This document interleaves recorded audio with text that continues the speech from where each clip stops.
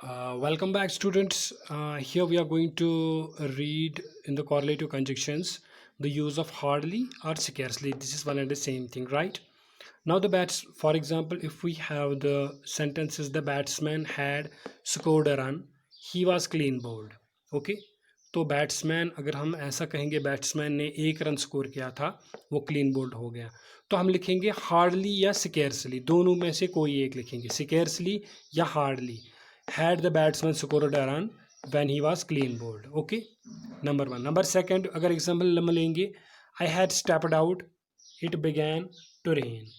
So अगर हमें ये ज्वाइन करना होंगे तो हम ज्वाइन करेंगे ऐसे, that hardly or scarcely had I stepped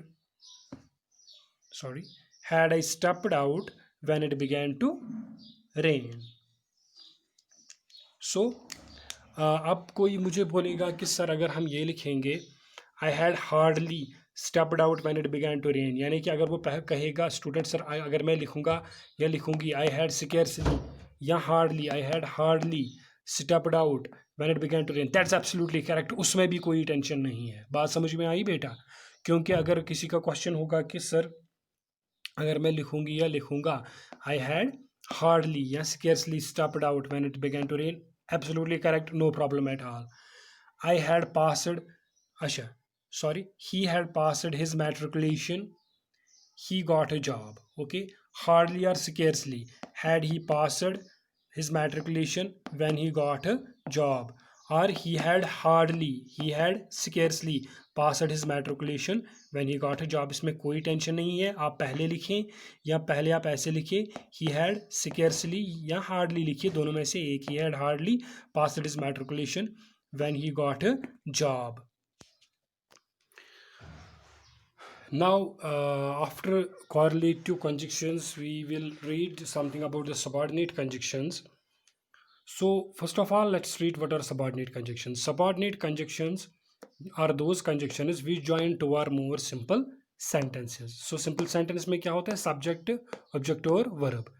तो दो या दो से ज़्यादा सिंपल सेंटेंसेस मिलते हैं और क्या बनाते हैं? एक complex sentence. Complex sentence means, what does a complex sentence mean? Yes, a complex sentence has only one complete sentence, और दूसरा जो होता है इसका पार्ट वो इनकम्प्लीट होता है, यानी कि एक पार्ट डिपेंडेंट होता है, दूसरा इंडिपेंडेंट होता है. तो बेटा जिमनन में बता दूं कि कंपाउंड सेंटेंस वो होता है जिसमें दोनों हिस्से होते हैं सेंटेंस के, वो दोनों ही इंडिपेंडेंट होते हैं. कॉम्प्लेक्स में एक डिपेंडेंट दूसरा इंडिपेंडेंट, और कंपाउंड में दोनों इंडिपेंडेंट होते हैं. सिंपल होता है जिसमें सब्जेक्ट वर्ब और ऑब्जेक्ट. चलिए, सो subordinate conjunctions are those conjunctions that join two or more simple sentences to form a complex sentence. For example, because, lest, lest, where, when, why, etc. These are the examples of the subordinate conjunctions. Subordinate होना मतलब किसी के तई होना, किसी के under होना. Okay. So first of all, let's read the use of the because. Here it is, use of because. He will pass, for example ये एक सेंटेंस है, he will pass, he works hard. आपको बताया जाता है कि connect the two sentences bye conjunctions. तो आप लिखेंगे he will pass because he works hard. वो पास होगा क्योंकि वो हार्ड वर्क करता है. चलिए, my friends like me, I am sincere. तो बेटा यहाँ पे जो है you have to understand the what I can say, the sense of the sentence. Okay, what is the sense of both of the sentences? For example, it's my friends like me, I am sincere.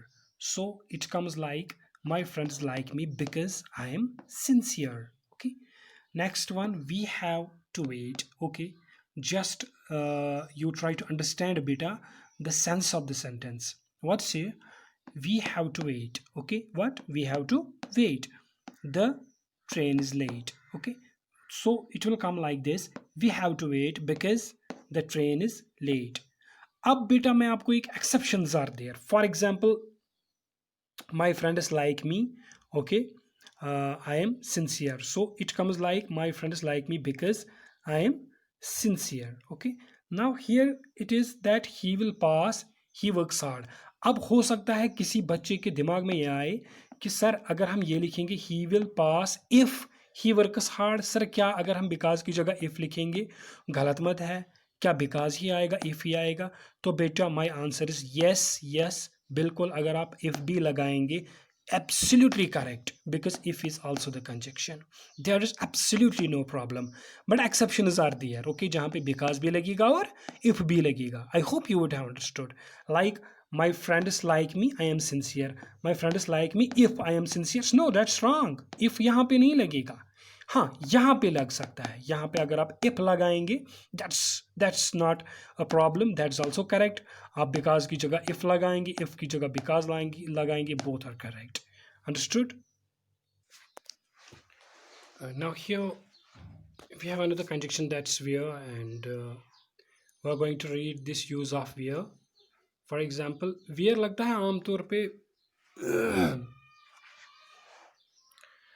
Place denote करने को ज़्यादातर. Okay, tell me the place of your residence. Okay, yeah tell me where you reside. Okay, तो यहाँ पे अगर बेटा माना हम देखेंगे tell me the place of your residence, आपकी रेजिडेंस की जगह कहाँ है, या मुझे बताओ आप कहाँ रिजाइड करते हो, कहाँ ठहरते हो.